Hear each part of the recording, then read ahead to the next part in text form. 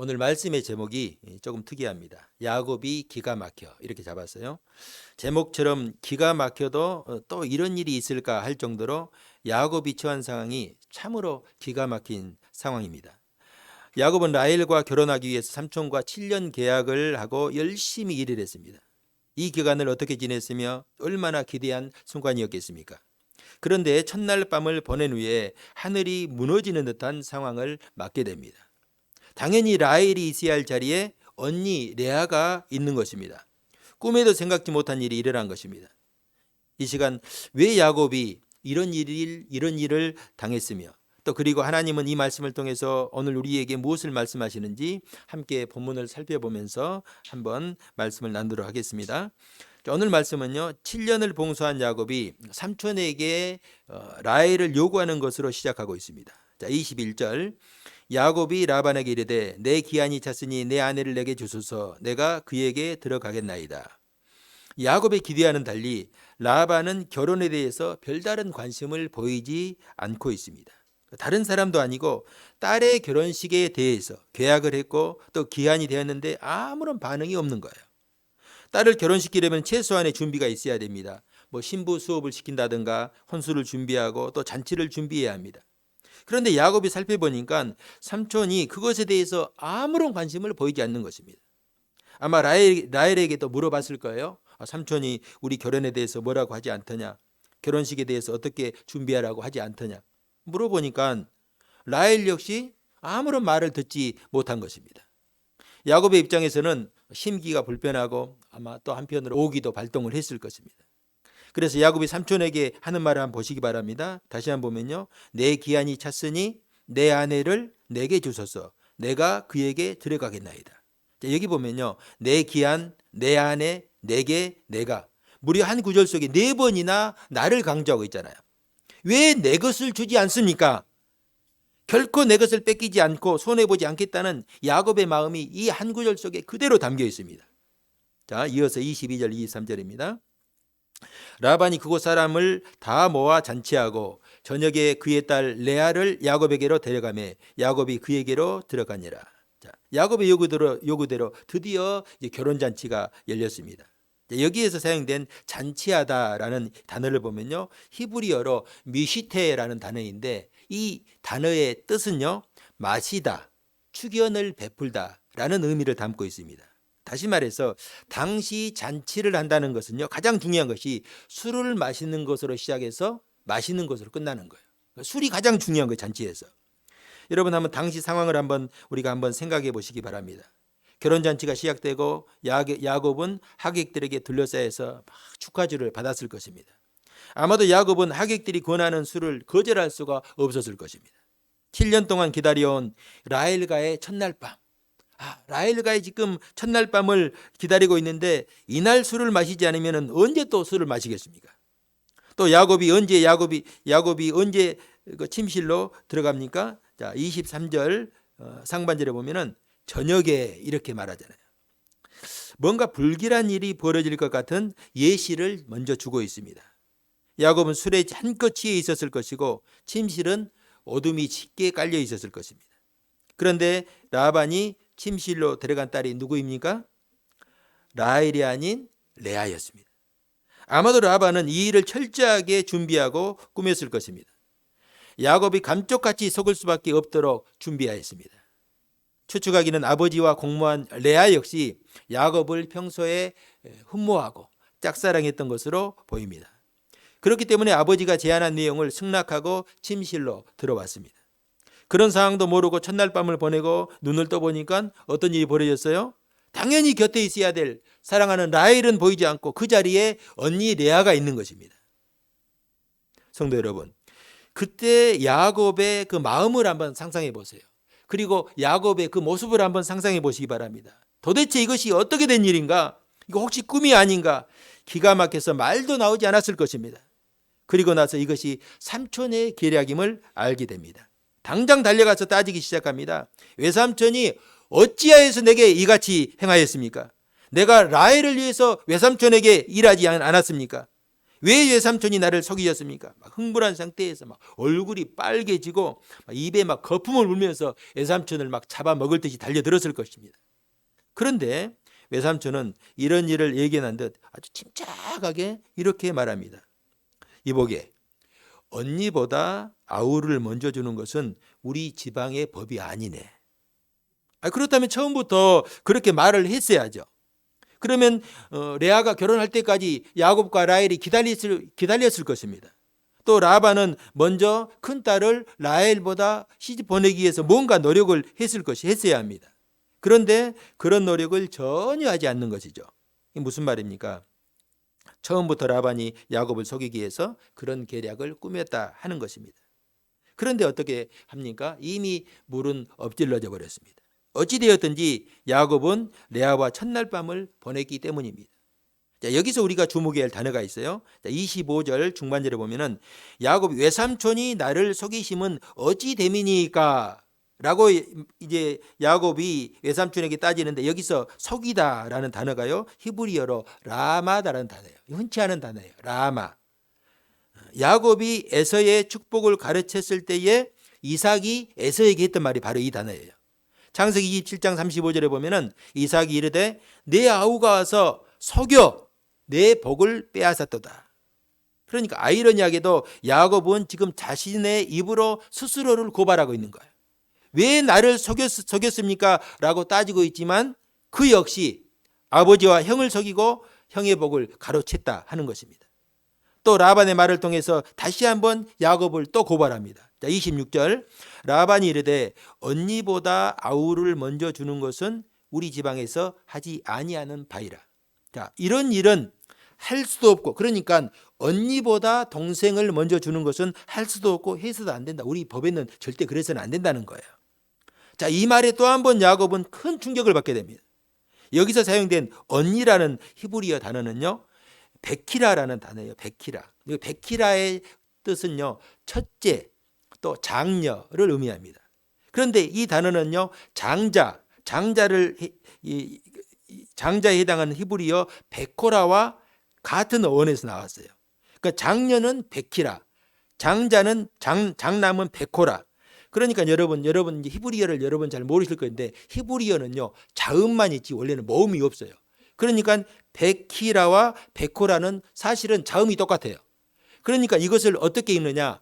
여자에게 사용할 때는 베코라, 그리고 여자에게 사용할 때는 장녀 베키라, 남자에게 사용할 때는 베키라, 이렇게 베코라 이렇게 읽는 거예요. 그 상황에 따라서 문맥에 따라서 그렇게 읽는 것입니다. 그러니까 남녀만 다를 뿐이지 이건 둘 다 첫째 장자를 가리키는 표현입니다.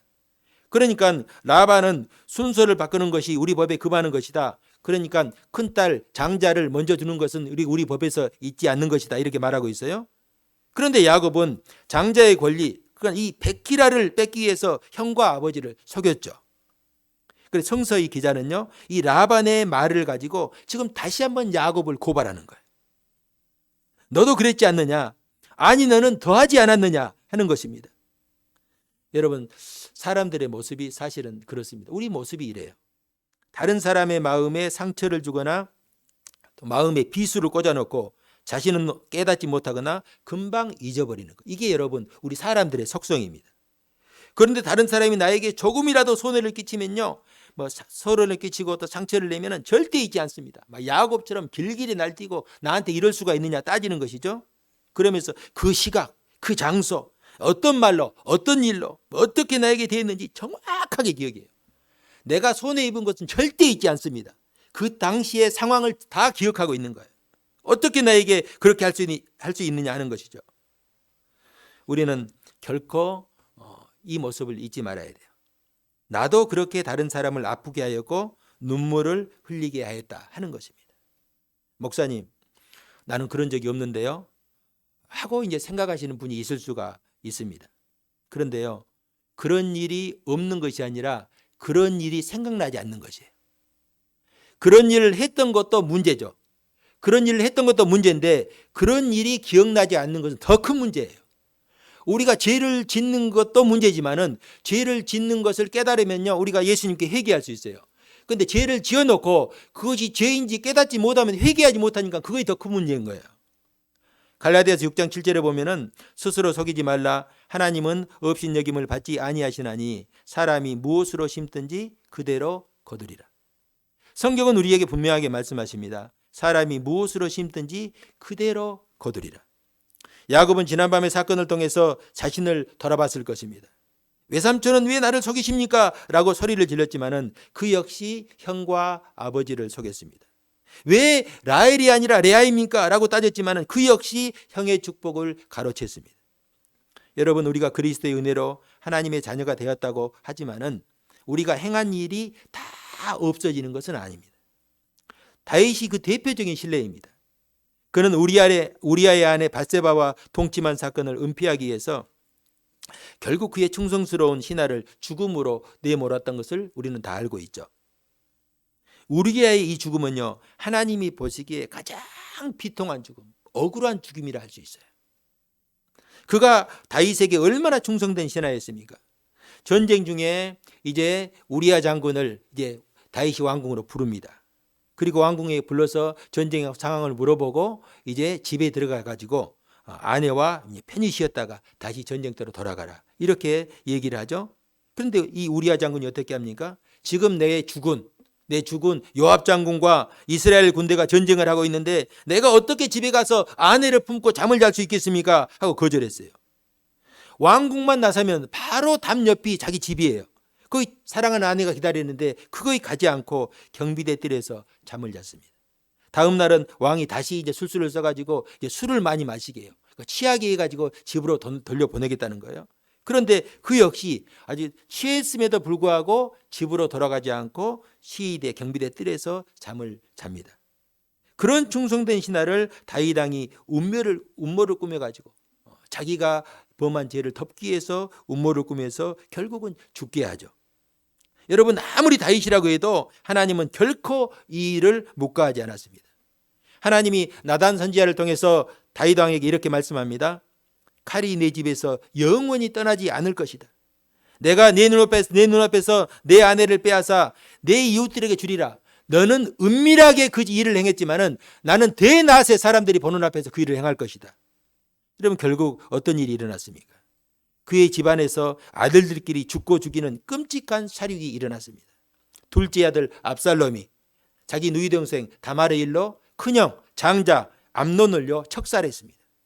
또 압살롬이 반역을 일으켜서 가족과 형제들 친척들끼리 또 그리고 같은 이 식구들끼리 죽고 죽이는 전쟁을 하였습니다. 또 솔로몬이 왕이 되었을 때 어떤 일이 일어났습니까? 그의 손이 형 배다른 형제죠, 아도니아를 또 척살했어요. 비참한 이 죽고 죽이는 이 일들이 다윗의 가족 가문에서 일어난 것입니다.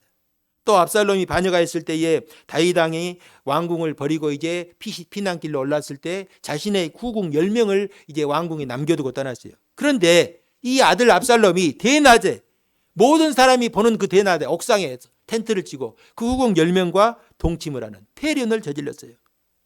다윗도 상상하지 못한 끔찍한 징계가 내려진 것입니다. 성도 여러분, 하나님은 은혜롭고 자비롭고 노하기를 더디하시고 또 회개하는 심령을 다 받아주십니다. 그렇다고 하나님께서 죄마저 모른 척 하지는 않습니다. 그에 대한 대가를 반드시 치르게 하신다는 이 엄중한 사실을 우리는 결코 잊지 말아야 됩니다. 자, 그럼에도 우리에게 소망이 있는 것은 하나님이 택하신 백성들에게 내리시는 징계는 그 징계만을 목적으로 하지 않는다 하는 것입니다. 그 징계를 통해서 하나님은 우리가 깨닫게 하시고 돌이키게 하시고 새롭게 하십니다. 히브리서 12장 6절 이하에 보면은 이렇게 말씀합니다. 주께서 그 사랑하시는 자를 징계하시고 그가 받아들이시는 아들마다 채찍질 하심이라 하였으니 너희가 참으면 징계를 받기 위함이라. 너희가 참으면 징계를 받기 위함이라. 이 말은 징계를 받을 때 견디고 참으라는 말이에요.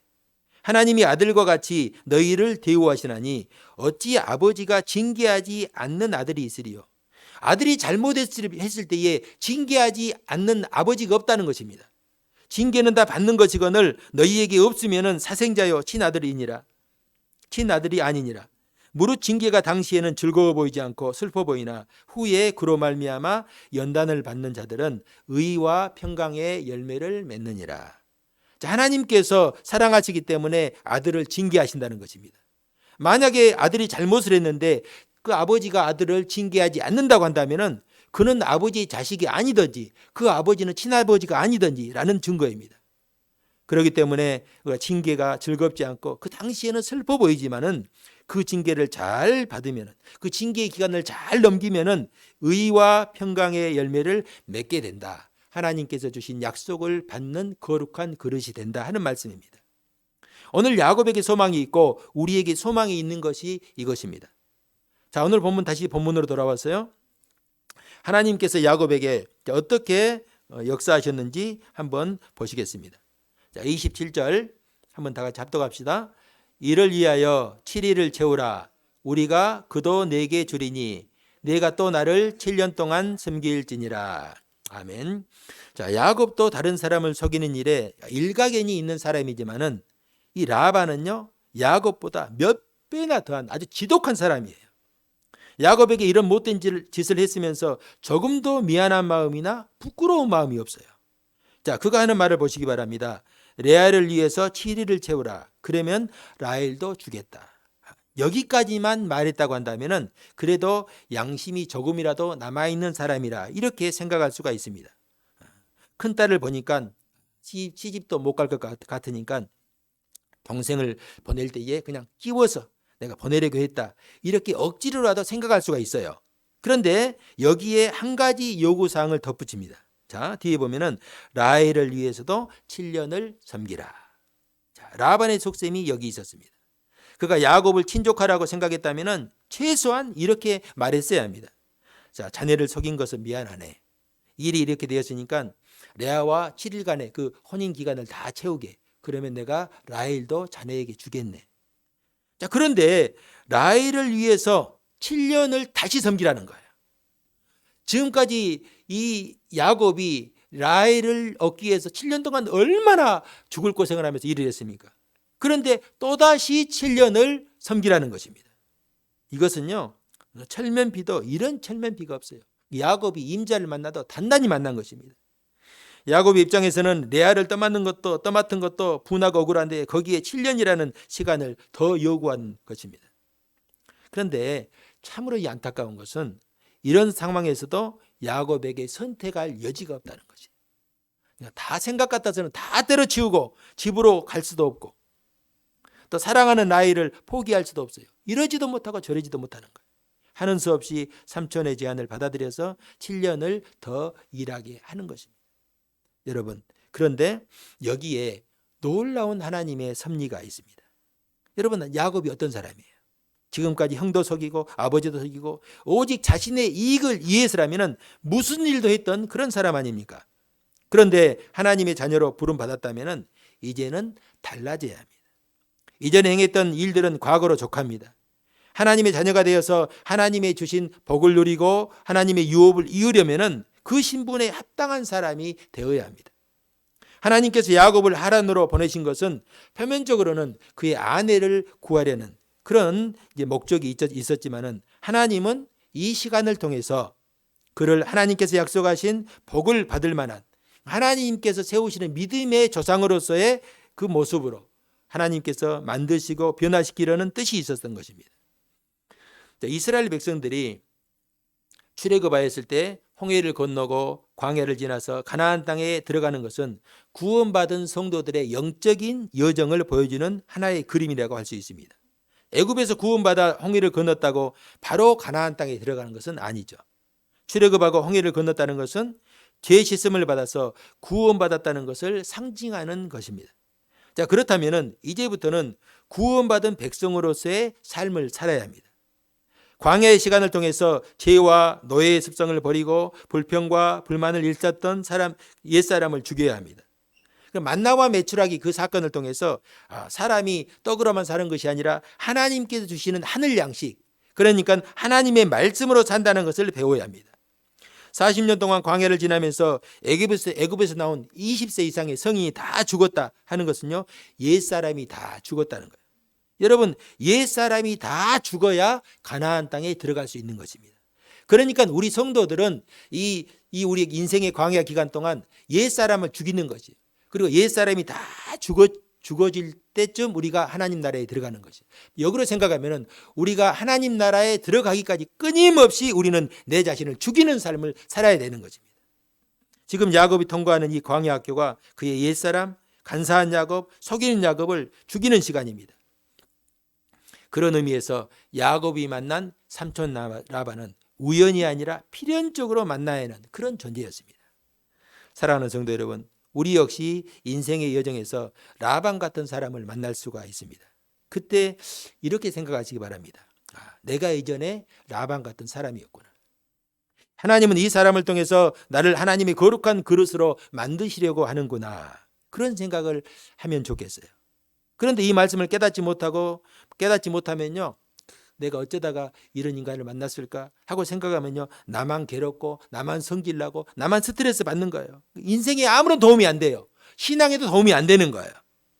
여러분, 하나님은 실수하지 않으시고 졸지도 주무시지도 않는 분임을 우리가 잊지 말아야 돼요. 왜 내가 이런 인간을 만났는가? 왜 내가 이런 지금 상황을 만났는가? 라고 생각하지 마세요. 하나님은 실수하지 않는 분이에요. 지금까지 내가 서 있는 자리, 내가 만나는 사람들은 다 하나님의 놀라운 섭리와 계획 가운데 있습니다. 이런 영적인 원리를 깨닫게 되면요, 내가 어떤 자리에 있든지, 설령 고난의 자리에 있든지 모든 것이 우리에게 유익이 된다 하는 사실을 깨닫게 됩니다. 고난을 통해서 하나님을 더욱더 깊이 알아가고 육적인 것과 영적인 것을 분별하게 되고 세상적인 것과 영원한 것을 보는 영적인 눈이 우리 가운데 열리는 것입니다. 그래서 그리스도 안에 있으면은 우리 모두는 새로운 피조물이라 말씀합니다. 이미 우리는 예수 그리스도를 믿는 순간 새로운 피조물이 되었고 이제 또 하나님께서 만들어 가신 거룩한 그릇으로 빚어져 가는 새로운 피조물로 점점 빚어져 가는 것입니다. 자, 마지막으로 우리가 야곱의 첫날 밤 사건 속에 오묘한 하나님의 계획과 섭리가 있음을 발견하게 됩니다. 자, 야곱이 첫날 밤을 치른 아내가 누구예요? 레아죠. 라반은 레아를 야곱에게 보낼 때 몸종을 보냈는데 실바라는 몸종을 보냅니다. 그리고 이제 라헬을 아내로 주면서 비라를 몸종으로 줘요. 결국은 이 네 여인 레아와 라헬 그리고 두 명의 몸종을 통해서 이제 하나님께서 야곱의 자녀들을 낳게 합니다. 결국은 이 네 명이 몸종까지 포함해서 네 명이 결국은 야곱의 아내가 되는 것이죠. 그리고 그 아들을 통해서 야곱의 12아들을 낳게 하시고 그 12아들을 통해서 이스라엘의 12지파를 이루는 것입니다. 자, 오늘 이제 우리가 보면은 봤던 31절 이하에 보면은 먼저 레아가 이제 자녀를 낳기 시작하는데 루벤과 시므온과 또 누굽니까? 레이와 유다를 낳게 됩니다. 그런데 이제 라헬은 안타깝게도 아이를 낳지 못하죠. 그래서 자신의 몸종 비라를 남편에게 들여보냅니다. 그렇게 해서 단과 납달리를 낳게 됩니다. 이에 질세라 또 이제 언니 레아가 자신은 이제 아이 낳는 것이 그쳤다고 이렇게 생각되니까 자신의 몸종 실바를 야곱에게 들여보내 가지고 갓과 아셀 두 아들을 낳게 됩니다. 그 다음에 하나님께서 다시 또 레아의 그 마음을 들으시고 태를 여시고 레아로 하여금 이사갈과 스불론을 낳게 해요. 그리고 마지막으로 아이를 낳지 못하는 이 라헬을 하나님께서 불쌍히 여기시고 그의 태를 여시고 요셉과 베냐민을 낳게 합니다. 자, 이렇게 해서 야곱의 12아들이 태어났고 이 12아들이 이스라엘의 12지파를 형성하게 됩니다. 정말로 하나님은요, 신묘막측하신 분입니다. 그분이 하시는 일을 인간의 지혜로 판단하거나 헤아릴 수가 없어요. 누가 이런 일을 생각해냈겠습니까? 하나님은 처음부터 야곱을 하란으로 보낼 때부터 이 일을 계획하셨음을 우리가 알 수가 있어요. 왜냐하면 야곱이 하란에 와서 보낸 기간이 20년이거든요. 20년을 보내는데 그가 결혼하여서 아들을 낳는 것은 7년 동안 삼촌에게 봉사한 뒤에 결혼을 했으니까 7년이 지났어요. 그렇기 때문에 실제로 첫 번째 아들 장자 르우벤을 낳고 막내 아들 누굽니까? 베냐민을 낳기까지 그 기간이 몇 년이에요? 20년에서 앞에 7년 빼니까 14년. 14년 동안 12명의 아들을 낳는 것입니다. 그 사이에 또 딸이 한 명 있었어요. 자, 만약에 이렇게 가정을 해봅시다. 만약에 첫날 밤에 레아가 아니라 진짜 라헬이 들어왔다고 신방에 들어왔다 한다면 이 계획은 이루어질 수가 없어요. 산술적으로 계산해도 한 여자가 14년 동안 여러분 아이를 12명을 낳을 수 있을까요? 없을까요? 절대로 불가능합니다. 왜냐하면 여자가 아이를 임신하는 기간이 있고 또 출산하고 나서 아이를 수유하는 기간이죠. 아이에게. 원래 제가 뭐 아이를 낳지 않아서 뭘 잘 분명하게 알 수는 없지만은 아이가 아이에게 모유를 먹이는 기간에는 임신이 안 된다는 걸 제가 알고 있어요. 분명하게 제가 확신은 못하지만 그렇게 들었어요.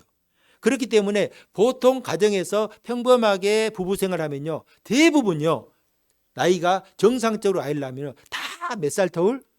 2살 터울이에요. 저희 집이 큰 누나부터 막내까지 우리가 5남인데 다 2살 터울이에요. 우리 아버지께서 믿음이 좋아가지고 하나님 우리 집안은 다 2살 터울로 낳게 해 주시옵소서 그런 게 아니라 낳다 보니까 다 2살 터울이에요. 그러니까 뭐 물론 만 8개월 이렇게 해가지고 뭐 앞에서 낳고 좀 뒤에서 낳고 해가지고 뭐 1년 터울이 있을 수 있는데 그것도 사실 1년 터울이 아니고 거의 다 20개월이 다 찬 거예요. 무슨 말입니까 이게? 하나님께서 레아와 라헬의 질투심을 이용하셨지만은 결국은 이것은 하나님의 놀라운 섭리요 간섭이 있었다 하는 것을 우리가 알 수가 있어요. 야곱의 실수와 허물 그리고 레아와 라헬의 질투심마저도 하나님의 뜻을 이루시는 도구로 사용하셨다. 하나님이 장차 야곱을 통해서 12아들을 낳게 하시고 12지파를 통하여서 이스라엘을 세우시려는 놀라운 계획이 여기에 들어 있었던 것입니다. 그래서 성경은 그의 뜻대로 부르심을 받은 자들에게는 모든 것이 합력하여 선을 이룬다 말씀합니다. 성도 여러분, 우리는 하나님께서 행하시는 구체적인 일들을 다 이해할 수가 없습니다. 그럼에도 우리가 흔들리지 말아야 되는 것은 나를 부르신 이가 나를 이끌어 주시고 나를 영화롭게 하실 것이다. 야곱을 부르신 이가 비록 야곱이 부족하고 연약하고 넘어지고 쓰러지고 그가 어려운 일을 당할지라도 하나님은 반드시 야곱을 세우시고 회복시켜 주시어서 하나님께서 아브라함에게 약속하셨고 이삭에게 약속하셨던 그 복, 야곱에게 약속하셨던 그 복을 반드시 받는 믿음의 사람으로 세워주신다 하는 것입니다. 사랑하는 성도 여러분, 하나님은 오늘도 우리 가운데 함께 하셔서 우리를 하나님께서 쓰시는 거룩한 그릇, 믿음의 사람으로 빚어가시길 원하십니다.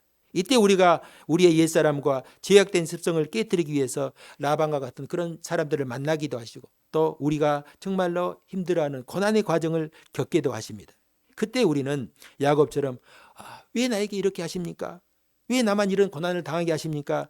이렇게 생각하는 것이 아니라 나도 그런 사람이었습니다. 하나님은 이 시간을 통해서 이 고난을 통해서 나를 하나님의 거룩한 그릇으로 하나님께서 원하시는 믿음의 사람으로 세워가시는구나. 하나님 나를 씻어주시고 새롭게 하시고 바꿔주셔서 하나님의 거룩한 그릇으로 사용하여 주시옵소서. 이렇게 기도할 수 있기를 바랍니다. 하나님은 우리 모두를 약속하신 복을 받을 만한 거룩한 그릇으로 반드시 만들어 주실 것입니다. 우리는 하나님이 행하시는 일을 다 이해할 수는 없지만은 하나님은 신실하신 하나님, 약속하신 것은 반드시 이루시는 하나님, 그리고 우리 하늘 아버지는 예수님께서 말씀하셨듯이 우리에게 가장 좋은 것을 주시기를 원하시는 우리의 아버지시다. 이 믿음으로 우리가 살아갈 수 있기를 바랍니다. 우리가 이 한 주간도 이 약속의 말씀 붙들고 주님과 동행하며 살 수 있기를 주님의 이름으로 축복합니다.